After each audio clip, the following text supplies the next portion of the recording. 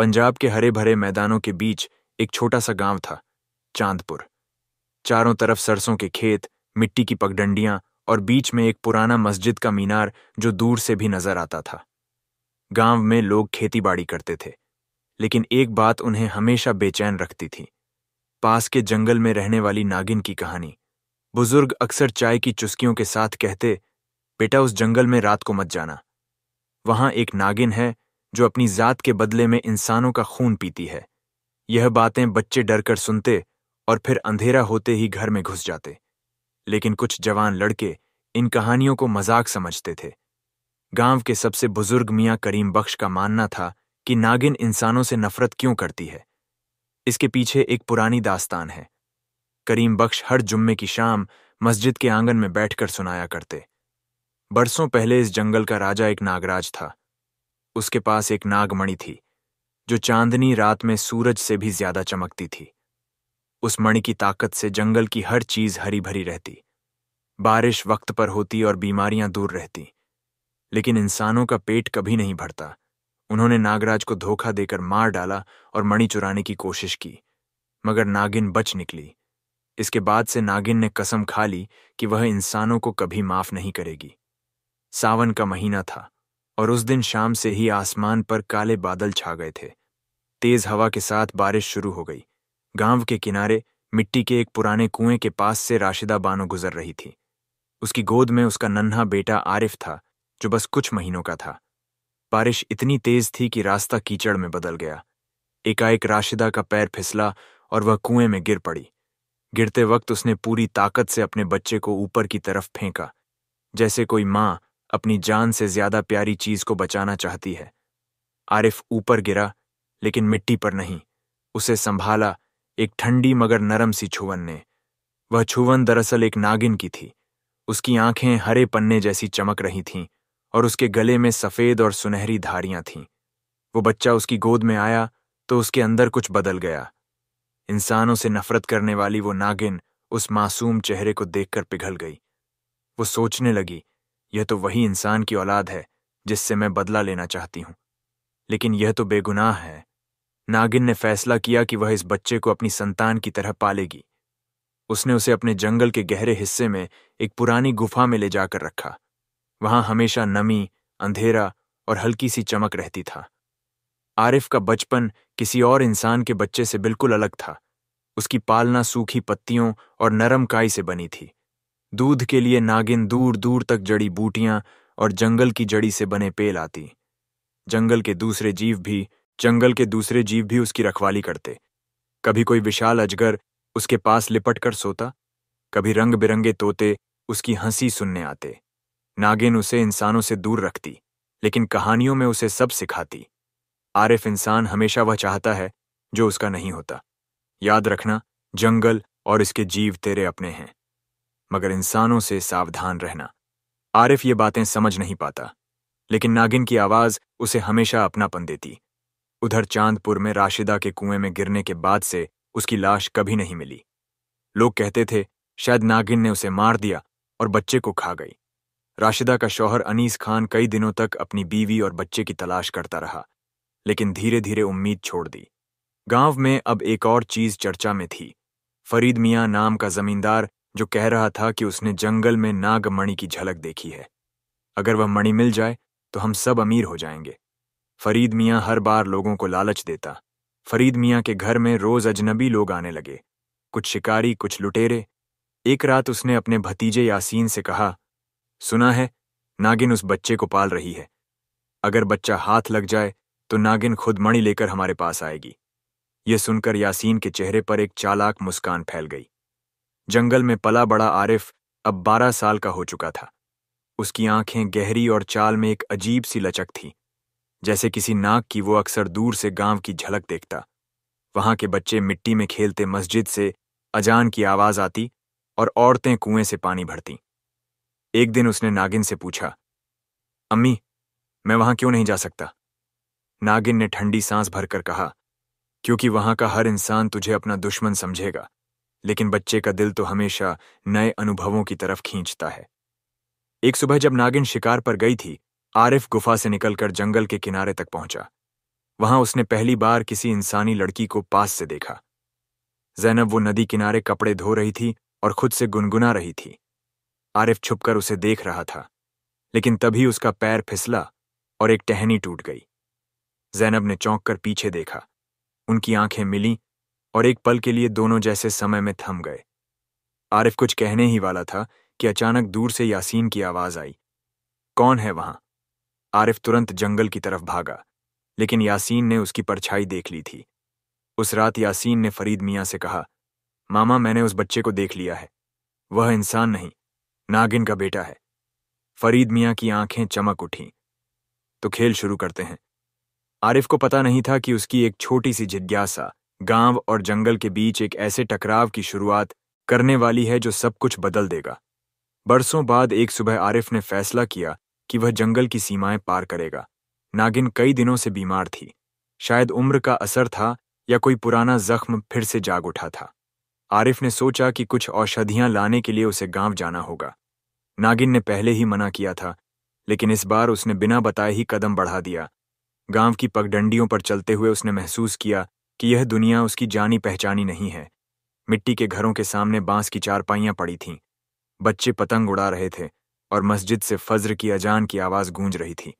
उसके लिए यह सब नया और अजीब था। वह लोगों के बीच ऐसे गुजर रहा था जैसे कोई परछाई हो और कोई उसे पहचान ना ले। इस कोशिश में था। उसी समय उसकी नजर फिर ज़ैनब पर पड़ी। वह अपने घर के बाहर नीम के पेड़ के नीचे बैठी थी, हाथ में किताब और आंखों में गहरी तल्लीनता। आरिफ को देखते ही उसकी आंखों में पहचान की हल्की सी चमक आ गई। वो धीरे से बोली, तुम वही हो? उस दिन नदी किनारे आरिफ ने हाँ में सिर हिलाया। ज़ैनब मुस्कुराई, लेकिन उससे पहले कि दोनों ज्यादा बातें कर पाते, यासीन दूर से आता दिखाई दिया। आरिफ ने तुरंत मुड़कर भीड़ में खो जाने की कोशिश की। यासीन ने ज़ैनब से पूछा, वो लड़का कौन था? ज़ैनब ने झूठ बोलते हुए कहा, कोई राहगीर होगा, मैं नहीं जानती। मगर यासीन की शक की नजर ने उसे यकीन नहीं करने दिया। उसने चुपचाप आरिफ का पीछा करने का मन बना लिया। शाम तक आरिफ गांव के बाजार में घूमता रहा। जड़ी बूटियों की तलाश में दुकानदारों से वह सावधानी से पूछता और लोगों की नजरों से बचता। लेकिन यासीन ने आखिरकार उसे पकड़ लिया। वह पीछे से आया, कंधे पर हाथ रखा और कहा, अरे तुम तो नए हो गांव में, कहां से आए हो? आरिफ ने बात डालते हुए कहा, बस राह से गुजर रहा हूं। यासीन मुस्कुराया, राहगीर तो ऐसे नहीं चलते जैसे तुम्हारे पांव चलते हैं, नाग की तरह। ये सुनते ही आरिफ के भीतर डर की लहर दौड़ गई और उसने बिना जवाब दिए वहां से निकलने में ही भलाई समझी। रात को जब वह जंगल लौटा, नागिन ने उसे सवालिया नजरों से देखा। तू कहां था? आरिफ ने झूठ बोल दिया कि वह बस नदी किनारे गया था। मगर नागिन ने महसूस किया कि कुछ तो छुपा रहा है। उसने मन ही मन तय कर लिया कि अब उसे ज्यादा सावधान रहना होगा, क्योंकि इंसानों की दुनिया में कदम रखना खतरे से खाली नहीं। इसी बीच फरीद मियां ने यासीन से पूरी कहानी सुनी। उसने गांव के कुछ शिकारियों को इकट्ठा किया और कहा, हैं, उस लड़के को जिंदा पकड़ना है। वह नागिन को हमारे पास ले आएगा और फिर नागमणि भी हमारे हाथ में होगी। शिकारी तैयार हो गए और उन्होंने जंगल के किनारे जाल बिछाना शुरू कर दिया। एक दिन आरिफ फिर ज़ैनब से मिलने गांव आया। इस बार दोनों ने खुलकर बात की। ज़ैनब ने उससे पूछा, तुम्हारा घर कहाँ है? आरिफ ने टालते हुए कहा, बहुत दूर, लेकिन जंगल के पास। ज़ैनब को उसकी आंखों में एक अजीब सी मासूमियत और अकेलापन दिखा। उसने महसूस किया कि यह लड़का बाकी सबसे अलग है। दोनों की बातें लंबी खींच गईं और इसी दौरान एक शिकारी ने दूर से उन्हें देख लिया। शिकारियों ने उसी रात आरिफ का पीछा किया। उन्होंने उसे पकड़ने की कोशिश की, लेकिन उसकी चाल और ताकत इंसानों जैसी नहीं थी। वह बच निकला, मगर एक तीर उसकी बाह में लग गया। खून बहता हुआ वह गुफा तक पहुंचा। नागिन ने जब उसे देखा तो गुस्से और चिंता से भर गई। मैंने कहा था ना, इंसानों से दूर रहा, उसने फुफकारते हुए कहा। आरिफ ने पहली बार नागिन के सामने अपनी जिद जताई। लेकिन मैं भी जानना चाहता हूं कि मैं कौन हूं, क्यों मुझे हमेशा इंसानों से छुप कर रहना पड़ता है। नागिन ने आंखें बंद की। वह जानती थी कि सच अब ज्यादा दिन छुपाया नहीं जा सकता। अगले दिन उसने आरिफ को एक पुराने पेड़ के नीचे बुलाया और कहा, तू इंसान का बेटा है आरिफ। तेरी माँ का नाम राशिदा था और उसे इंसानों ने नहीं, हालात ने मुझसे छीन लिया। आरिफ का चेहरा सफेद पड़ गया। वह कुछ कह भी नहीं पाया। नागिन ने आगे कहा, मैंने तुझे बचाया पाला, लेकिन तेरा खून इंसानों का है और यही तेरी सबसे बड़ी कमजोरी भी है। आरिफ रात भर सो नहीं सका। उसके भीतर दो दुनिया टकरा रही थी, एक जिसने उसे पाला पोसा, दूसरी जिसमें उसका असली खून बह रहा था। लेकिन उसे नहीं पता था कि गांव में इस वक्त एक और तूफान उठ रहा है। फरीद मियाँ ने ऐलान कर दिया था, जो भी उस लड़के को पकड़ कर लाएगा उसे सोने के 10 सिक्के दूंगा। ये लालच सुनकर आधा गांव शिकारी बन गया। कुछ दिनों बाद जब आरिफ फिर जैनब से मिलने आया, यासीन और उसके साथियों ने उसे घेर लिया। उन्होंने रस्सियों से बांधने की कोशिश की, लेकिन आरिफ ने अपनी पूरी ताकत लगा दी। लड़ाई हुई, मगर अंत में शिकारी उसे पकड़ने में सफल हो गए। जैनब ने चिल्लाकर कहा, उसे छोड़ दो, लेकिन किसी ने उसकी नहीं सुनी। आरिफ को बांधकर वे फरीद मियाँ के हवाले करने के लिए ले गए। जंगल की तरफ नागिन को जब यह खबर मिली तो उसकी आंखों में खून उतर आया। वह जानती थी कि अब यह सिर्फ आरिफ की जान का सवाल नहीं, बल्कि उसकी नागमणि और उसकी कसम का भी इम्तिहान है। उसने तय कर लिया कि चाहे कुछ भी हो, वह अपने बेटे को वापस लेकर ही लौटेगी। रात गहरी हो चुकी थी, लेकिन गांव की चौपाल में जलते अलाव की रोशनी और वहां जमा हुए लोगों की फुसफुसाहटें बता रही थीं कि कुछ बड़ा होने वाला है। आरिफ को रस्सियों से कसकर बांधकर फरीद मियाँ के सामने लाया गया। उसके चेहरे पर चोटों के निशान थे, कपड़े फटे हुए थे और आंखों में गुस्से के साथ एक अजीब सी उदासी थी। फरीद मियाँ ने उसे ऊपर से नीचे तक देखा, फिर ठंडी मुस्कान के साथ कहा, तो तू है वह लड़का, जंगल का राजकुमार। कहते हैं तू नागिन का बेटा है। आरिफ ने नजरें फेर लीं, जवाब नहीं दिया। चुप क्यों है? फरीद ने पास आकर उसके चेहरे पर हाथ फेरा। तुझे मालूम है तुझसे मैं अपनी किस्मत बदलने वाला हूं। तू मुझे सीधे नागिन तक ले जाएगा, और फिर मेरी मणि, मेरी अमीरी, मेरी ताकत, सब कुछ। आरिफ के दिल में डर से ज्यादा गुस्सा था। उसने पहली बार ठंडी आवाज में कहा, तुम्हें नहीं पता तुम किससे टकराने जा रहे हो। वो नागिन सिर्फ नागिन नहीं है, वो मेरा सब कुछ है। फरीद ने हंसते हुए कहा, सब कुछ देख लेंगे जब तेरी माँ तुझे बचाने आएगी और अपनी मणि मेरे कदमों में रख देगी। उसने यासीन को इशारा किया, तैयार रहो, हमें जाल में एक और शिकार फंसाना है। गांव के बाहर जंगल की सीमा पर नागिन अपने पूरे रूप में थी। उसकी आंखें अंगारों की तरह जल रही थीं और शरीर पर काली नीली चमक फैल रही थी। उसके आसपास दर्जनों छोटे बड़े सांप फुफकार रहे थे, जैसे हर कीमत पर लड़ने को तैयार हो।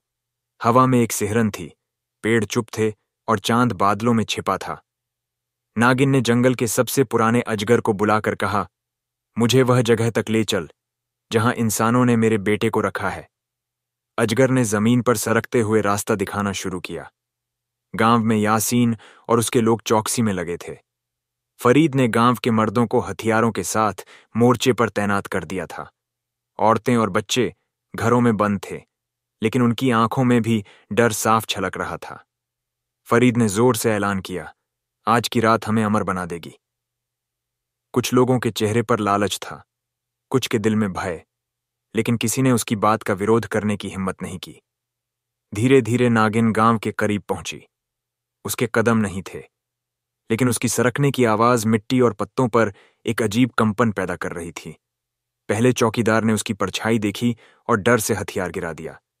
नागिन ने उसकी तरफ देखा भी नहीं, बस सरकती चली गई। उसकी आंखों में सिर्फ आरिफ था। आरिफ को एक बड़े बांस के खंभे से बांध दिया गया था। चौपाल के बीचों बीच आग के पास बैठा फरीद शराब के घूंट भर रहा था। यासीन ने आकर कहा, मियाँ जी, वो आ रही हैं। मैंने दूर से देखा जैसे रात खुद रेंग रही हो।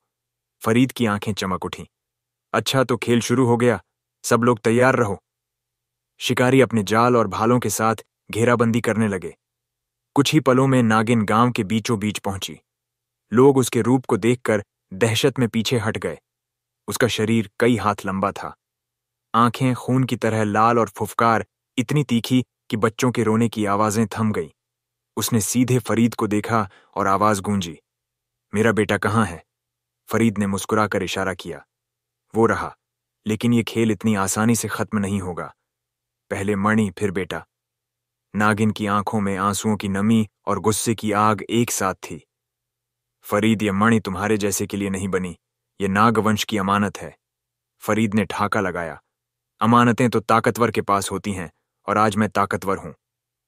उसने इशारा किया और शिकारी नागिन की तरफ जाल फेंकने लगे। लेकिन नागिन बिजली की तरह हर वार से बचती रही। उसने 2 शिकारियों को पूंछ के एक ही झटके में दूर फेंक दिया। बाकी लोग पीछे हटने लगे। इस अफरा तफरी में आरिफ ने पूरी ताकत लगाकर रस्सियों को तोड़ने की कोशिश की। उसके हाथों में छाले पड़ गए, लेकिन एक रस्सी आखिरकार ढीली पड़ गई। उसने मौका देखकर खुद को छुड़ा लिया और सीधे नागिन की तरफ भागा। मां उसकी आवाज इतनी गहरी थी कि नागिन का ध्यान तुरंत उसकी तरफ गया। उसने एक पल के लिए इंसानी रूप धारण किया ताकि आरिफ उसकी आंखों में अपना चेहरा देख सके। तू ठीक है? उसने हाँ में सिर हिलाया, लेकिन पीछे से फरीद ने मौका पाकर एक भाला नागिन के कंधे में घोंप दिया। नागिन दर्द से चीखी, लेकिन गिरने से पहले उसने फरीद को अपनी पूंछ से लपेट लिया। फरीद की आंखों में डर भर गया। मणि मणि चाहिए, वह चीखने लगा। लेकिन नागिन ने ठंडी आवाज में कहा, ताकत मांगने वाले कभी ताकतवर नहीं होते, और एक झटके में उसे दूर फेंक दिया। फरीद का सिर पास के पत्थर से टकराया और वह बेहोश हो गया। यासीन ने पीछे से आकर आरिफ को पकड़ने की कोशिश की, लेकिन आरिफ अब सिर्फ इंसान नहीं था। नागिन की परवरिश ने उसे ताकत और फुर्ती दी थी। उसने यासीन को जमीन पर गिराकर उसके हथियार छीन लिए। तुम्हें नहीं पता मैं कौन हूं, आरिफ ने कहा और उसे वहीं छोड़ दिया। लड़ाई जारी रही, लेकिन धीरे धीरे गांव वाले पीछे हटने लगे। उन्हें समझ आ गया कि यह सिर्फ ताकत का नहीं, एक मां और बेटे के रिश्ते का मामला है। कुछ बूढ़े लोग फुसफुसाने लगे, ये नागिन तो राक्षसी नहीं, ये तो मां है। नागिन की हालत बिगड़ रही थी। जहर और चोट का असर उसके पूरे शरीर में फैल चुका था। आरिफ उसके पास बैठ गया। उसके सिर को अपनी गोद में रखकर बोला, तुम मुझे छोड़कर नहीं जाओगी है? नागिन ने हल्की मुस्कान दी। हर कोई अपने घर लौटता है बेटा, मेरा घर अब बुला रहा है। उसकी सांसें धीमी हो रही थीं। मणि, इसे वापस जंगल में रख देना ताकि इंसानों का लालच फिर यहां ना आए।